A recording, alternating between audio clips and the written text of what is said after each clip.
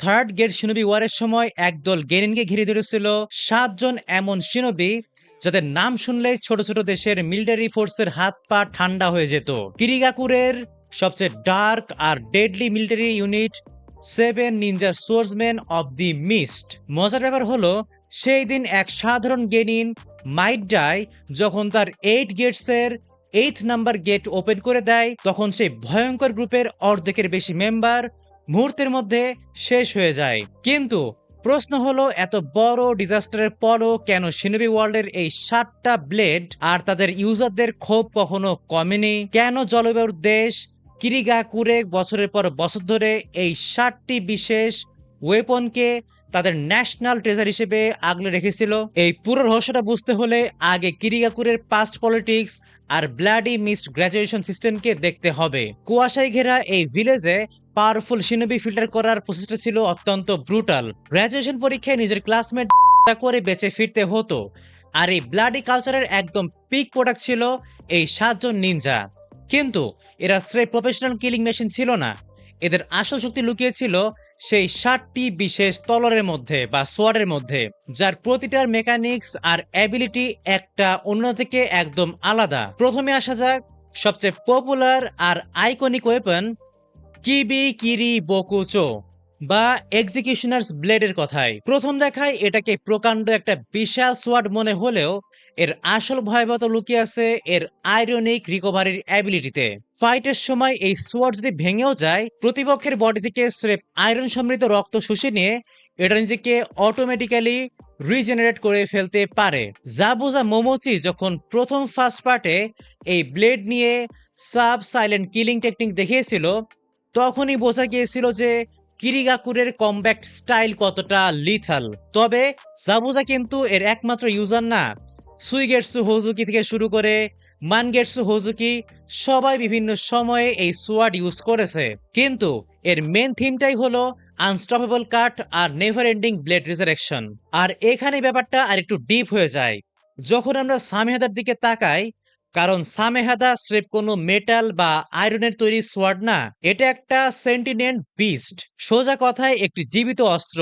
এর গায়ে ধারালো ব্লেডের বদলে আছে হাঙরের মতো স্কেলস, যা অপোনেন্টকে কাটার বদলে তার বডি থেকে মাংস খুবলে নেয়। কিন্তু এর চেয়েও ডেঞ্জারাস বিষয়টি হলো চাকরা অ্যাবজর্পশন। প্রতিপক্ষের যে কোনো চাকরা বেসড অ্যাটাক সে নিমিষেই অ্যাবজর্ব করে নিতে পারে এবং সে চাকরা নিজের ইউজারকে হিল করার জন্য ট্রান্সফার করে দেয়। কিসামে হোশিগাকি যখন সামেহাদার সাথে ফিউজড হতো, তখন তাকে বলা হতো টেইললেস টেইল বিস্ট, কারণ তার নিজের হিউজ চাকরা রিজার্ভ আর সামেহাদার অনবরত চাকরা ড্রেন করার অ্যাবিলিটি মিলিয়ে সে ব্যাটলফিল্ডে প্রায় ইনভিনসিবল হয়ে উঠত। পরবর্তীতে চাকরার স্বাদের লোভেই সামেহাদা কিসামেকে ড্রপ করে কিলারবির দিকে শিফট হয়ে যায়, যা প্রুভ করে এই ওয়েপনটা কতটা আনপ্রেডিক্টেবল। এখন এই দুটো অস্ত্রের বাইরে যে বাকি সোয়ার্ডগুলো আছে, সেগুলোর ডিজাইন আর কমব্যাক্ট ইউটিলিটি কিন্তু আরো বেশি ইউনিক। যেমন হিরামি কারাই, এটি একটি টুইন ব্লেড বা জোড়া সোয়ার্ড, যার ভেতর ইউজার তার নিজস্ব চাকরা স্টোর করে রাখতে পারে। আর ব্যাটেলে যখন প্রয়োজন হয় সেই স্টোর করা চাকরাকে রিলিজ করে সোয়ার্ডের শেপ নিমেষেই চেঞ্জ করে ফেলা যায়। এটাকে বিশাল একটা হ্যামার, লং রেঞ্জ স্ল্যাশার কিংবা একটা প্রকাণ্ড প্রজেক্টাইলে কনভার্ট করা সম্ভব। চৌজুরো যখন ফোর্থ গ্রেড শিনবি ওয়ারে নিজের ভয় কাটিয়ে এই হিরোমি কোরাই ফুল পাওয়ার ইউনিভার্সাল ফর্ম রিলিজ করেছিল, তখন তার অফেন্স দেখে ইভেন এডি আর্কের পাওয়ারফুল রিঅ্যানিমেটেড শিনোবিরাও শকড হয়ে গিয়েছিল। তবে ফাইটিং স্টাইলের দিক থেকে সবচেয়ে আনঅর্থোডক্স আর ডার্ক ওয়েপনের নাম হলো নুইবারি, যাকে বলা হয় সুইং নেডল। এটা দেখতে একদম সেলাইয়ের লম্বা সুইয়ের মতো, যার পেছনের গায়ে যুক্ত থাকে অত্যন্ত শক্ত আর থিন স্টিল ওয়্যার। এর ইউজার কুশিমারু কুরিয়ারারে যেভাবে ফাইট করত, তা ছিল স্রেফ একটা সাইকোলজিক্যাল টর্চার। সে একই সাথে ডজনখানিক এনিমিকে এই সুই দিয়ে গেঁথে ফেলে ওই কেবল দিয়ে একসাথে পেঁচিয়ে স্টিচ করে ফেলতো। ব্যাটেলফিল্ডে কমব্যাক্ট স্পিড আর পিন পয়েন্ট প্রিসিশন থাকলে এই একটা সোয়ার্ড দিয়ে পুরো একটা স্মল ট্রুপকে 1 সেকেন্ডে প্যারালাইজ করে দেওয়া সম্ভব বা প্যারালাইজ করে ফেলা সম্ভব। আর ঠিক এর বিপরীতে আছে শিবুকি বা ব্ল্যাক সোয়ার্ড। এই সোয়ার্ডের একপাশে সাধারণ কাটিং এজ থাকলেও এর ব্যাকগ্রাউন্ডে ফিট করা থাকে শত শত এক্সপ্লোসিভ স্ক্রোল বা পেপার বোম ট্যাগ। ইউজার যখন প্রতিপক্ষকে স্ট্রাইক করে, কাটিং এর সাথে সাথেই সেখানে একটা বিশাল ব্লাস্ট ট্রিগার হয়। জিনপাচি মুনাশি ছিল এই বিস্ফোরক ওয়েপনের ইউজার। এর সবচেয়ে বড় রিস্ক হলো ব্লাস্টের রেডিয়াস এত কাছাকাছি থাকে যে ইউজার যদি পারফেক্ট টাইমিং আর ডিফেন্সে না থাকে তবে সে নিজেও ড্যামেজ খাবে। কিন্তু একজন কিরিগাকুরে অ্যাসাসিনের কাছে নিজের লাইফের চেয়ে মিশন সাকসেস আর ম্যাক্সিমাম ক্যাজুয়ালিটি তৈরি করাই ছিল প্রাইমারি গোল। এরপর যদি এলিমেন্টাল অফেন্সের কথা বলি, তবে কিবা বা লাইটনিং সোয়ার্ডের উপরে কিছু নেই। দুটি ছোট সোয়ার্ডের এই সেটে ন্যাচারাল লাইটিং ডিফ্লেক্ট আর চ্যানেল করার অ্যাবিলিটি রয়েছে।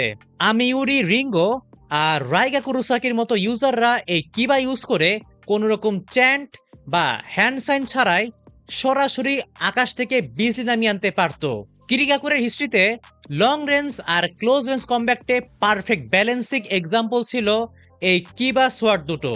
এবং সবশেষে 7 নম্বরে যে সোয়ার্ডটি থাকে তা হলো কাবুটোওয়ারি বা হেলমবেকার। একে বলা হয় দি আনব্রেকিং অফেন্স, কারণ এর এক পাশে থাকে একটা কোরাল আর অন্য পাশে একটা বিশাল হেভি হ্যামার। যখন কোনো অপোনেন্ট ইমপেন্ট্রিবল কোনো ডিফেন্স বা শিল্ডের পেছনে লুকিয়ে থাকে, তখন কাবুটোয়ারির ইউজার কোরালটা ডিফেন্সে বসে পেছন থেকে হ্যামার দিয়ে সজোরে আঘাত করে। এর ফলে তৈরি হওয়া ফোর্সে ওয়ার্ল্ডের যে কোনো ডিফেন্স বা আর্মর চুরমার হয়ে যেতে বাধ্য। জিনিন আকেবিনো এই সোজা কিন্তু মারাত্মক ফিজিক্যাল মেকানিক্স ব্যবহার করে যে কোনো ফর্টিফাইড ব্যারিয়ার তুচ্ছ করে ফেলতো। এখন যদি তুমি এই পুরো গ্রুপটার ক্যানন ওভারভিউ দেখো, তবে একটা প্যাটার্ন স্পষ্ট বুঝতে পারবে। এই 7 জন মেম্বার কিন্তু স্রেফ ইন্ডিভিজুয়াল পাওয়ার হাউস ছিল না, এরা ছিল কিরিগাকুরের মিলিটারি ডমিনেন্সের মূল পিলারের মতো। কিন্তু এদের পতন শুরু হয় ইন্টারনাল করাপশন আর পলিটিক্যাল ইনস্টাবিলিটির কারণে। আকাতসুকির পেছনে থাকা ওবিটো উচিহা যখন থার্ড মিজুকাগে আর পরবর্তীকালে ইয়াগুরা কারাতাচিকে স্পেল দিয়ে ম্যানুপুলেট করা শুরু করে, তখন কিরিগাকুরে একে একে তাদের এই রিয়েল অ্যাসেটগুলোকে হারাতে থাকে। কেউ রগ নিনজা হয়ে ভিলেজ ছেড়ে পালিয়ে যায়, যেমন জাবুজা বা কিসামে। আবার কেউ ইন্টারনাল কুর চক্রান্তে পড়ে মারা যায়। ফোর্থ গ্রেড শিনবি ওয়ারে যখন কাবুটো ইয়াকুশি তার এরোটেন্সে দিয়ে জাবুজা সহ 7 জন অরিজিনাল ইউজারকেই একসাথে রিঅ্যানিমেট করে ফিল্ডে নামিয়েছিল, তখন শিনবি অ্যালায়েন্সের ক্যাপ্টেনদের রিয়েল টাইম স্ট্রাগল প্রুভ করে দিয়েছিল যে এই 7টি সোয়ার্ড যখন সঠিক ইউজারের হাতে একসাথে চলে আসে, তখন কমব্যাক ট্র্যাডিশনে এদের থামানো প্রায় ইম্পসিবল হয়ে পড়ে। বোরোতে এরা তো আমরা দেখেছি এই 7 swords of the misted name tag use করে নতুন জেনারেশন রিভলভ করার চেষ্টা করছে। যদিও অরিজিনাল ইউজারদের যে র কমব্যাক ইন্টেলিজেন্স আর ডার্ক মেন্টালিটি ছিল তার কাছাকাছি তারা যেতে পারেনি।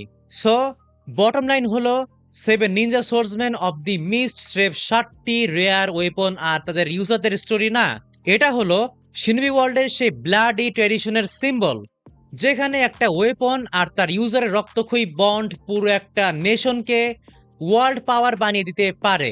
এই 7টি সোয়ার্ডের মধ্যে তোমার পার্সোনাল ফেভারিট কোনটা আর কেন, কমেন্ট করে জানাও। দেখা হবে পরে কোনো ভিডিওতে। Subscribe if you are an anime lover. See you in the next one and tata.